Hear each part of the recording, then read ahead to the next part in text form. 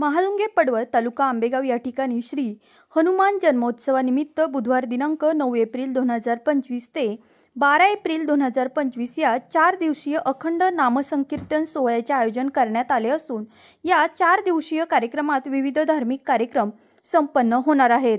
हनुमान जन्मोत्सवानिमित्त दररोज सकाळी 4 ते 6 काकडा भजन, सायंकाळी 5 ते 6 हरिपाठ, 7 ते 9 हरिकीर्तन, रात्री 9 ते 10 महाप्रसाद व रात्री 10 नंतर हरिजागर बुधवार दिनांक 9 एप्रिल 2025 रोजी प्रारंभ झाला असून पहिल्या दिवशी ह.भ.प.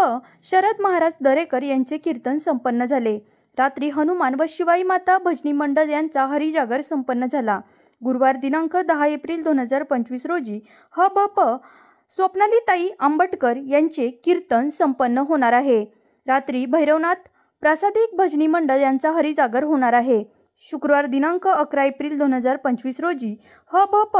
अशोक महाराज गुजर यांचं कीर्तन होणार आहे, तर सावतामाळी प्रासादिक भजनी मंडळ यांचा हरिजागर होणार आहे। शनिवार दिनांक 12 एप्रिल 2025 रोजी सकाळी ह.भ.प. महंत योगी बेलनाथ महाराज यांचे देवजन्माचे कीर्तन, तर 9 ते 11 ह.भ.प. भरत महाराज थोरात यांचे काल्याचे कीर्तन संपन्न होणार आहे।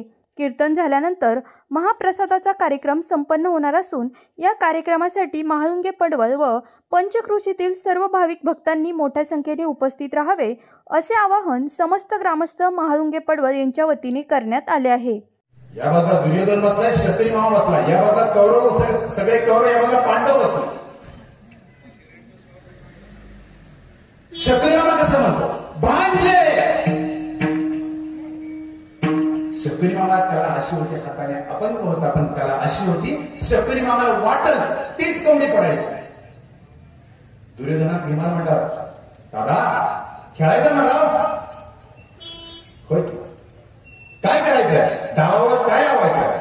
सगळ्यात पहिल्यांदा राज्य लावलं। 5-10 रुपयाचा डाव नाही, स्वतःचा राज्य लावला। दुर्योधन मामाला आवाज दिला, मामा। तसा शकुनी म्हणतो, भांजे। थोडा फेकला गेला आणि पहिल्या डावामध्ये पांडवांचे सर्व राज्य हरले गेले, जिंकले बरोबर पहिल्या डावामध्ये। दुसऱ्या डावामध्ये भीमाने स्वतःला लावला, अर्जुन, नकुल, सहदेव सगळे हरले, स्वतः हरले, राज्य हरले, द्रव्य संपत्ती सर्व हरले, सगळे गेले कौरवांच्या ताब्यात। अरे असं कसं आहे ना? काय द्रौपदी राहिली ना?